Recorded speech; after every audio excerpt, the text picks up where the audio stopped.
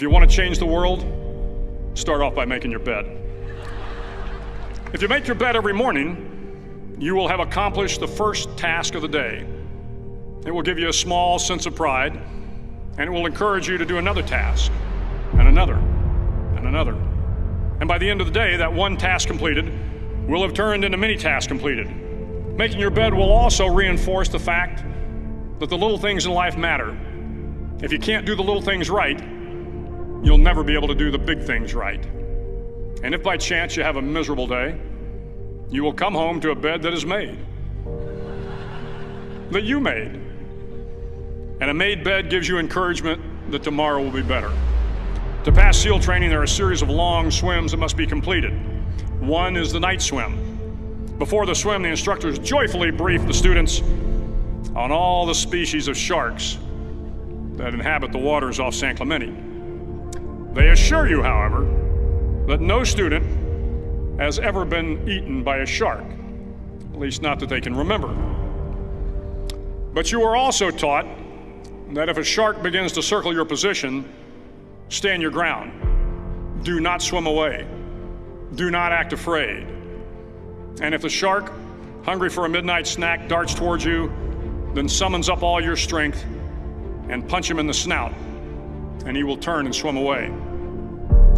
There are a lot of sharks in the world. If you hope to complete the swim, you will have to deal with them. So if you want to change the world, don't back down from the sharks. Over a few weeks of difficult training, my SEAL class, which started with 150 men, was down to just 42. There were now 6 boat crews of 7 men each. I was in the boat with the tall guys, but the best boat crew we had was made up of the little guys, the Munchkin crew, we called them. No one was over 5'5". The Munchkin boat crew had 1 American Indian, 1 African American, 1 Polish American, 1 Greek American, 1 Italian American, and 2 tough kids from the Midwest. They out-paddled, outran, and outswam all the other boat crews. The big men in the other boat crews would always make good-natured fun of the tiny little flippers the Munchkins put on their tiny little feet prior to every swim. But somehow these little guys from every corner of the nation and the world always had the last laugh, swimming faster than everyone and reaching the shore long before the rest of us. SEAL training was a great equalizer. Nothing mattered but your will to succeed, not your color, not your ethnic background, not your education, not your social status. If you want to change the world, measure a person by the size of their heart, not by the size of their flippers. The 9th week of training is referred to as Hell Week. It is 6 days of no sleep, constant physical and mental harassment, and 1 special day at the Mud Flats. The Mud Flats are an area between San Diego and Tijuana where the water runs off and creates the Tijuana Sloughs, a swampy patch of terrain where the mud will engulf you. It is on Wednesday of Hell Week that you paddle down to the Mud Flats and spend the next 15 hours trying to survive the freezing cold, the howling wind, and the incessant pressure to quit from the instructors. As the sun began to set that Wednesday evening, my training class, having committed some egregious infraction of the rules, was ordered into the mud.